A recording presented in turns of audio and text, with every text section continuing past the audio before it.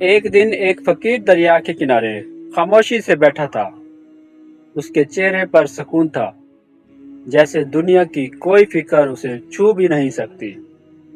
اسی دوران ایک امیر آدمی وہاں سے گزرا، مگر وہ بہت پریشان اور تھکا ہوا لگ رہا تھا۔ وہ فقیر کے پاس آیا اور بولا، بابا جی، میں بہت تھک گیا ہوں۔ زندگی کے مسائل ختم ہی نہیں ہوتے، ایک ختم ہوتا ہے تو دوسرا شروع ہو جاتا ہے، آخر کب سکون ملے گا؟ فقیر نے مسکرا کر دریا کی طرف اشارہ کیا اور کہا، بیٹا، کیا تم اس دریا کو دیکھ رہے ہو؟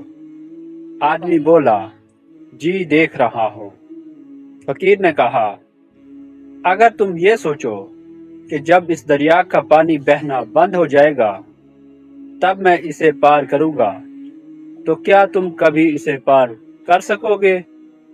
آدمی حیران ہو کر بولا، نہیں، یہ تو ممکن ہی نہیں، دریا کا پانی ہمیشہ بہتا رہتا ہے۔ فقیر نے نرمی سے جواب دیا، بالکل اسی طرح زندگی کے مسائل بھی کبھی ختم نہیں ہوتے۔ اگر تم یہ انتظار کرتے رہو گے کہ سب مسائل ختم ہو جائیں تب تم سکون سے جیو گے تو تم کبھی سکون نہیں پا سکو گے۔ فقیر نے مزید کہا، زندگی کا اصل اصول ذمہ داریوں سے بھاگنے میں نہیں بلکہ انہیں قبول کرنے میں ہے۔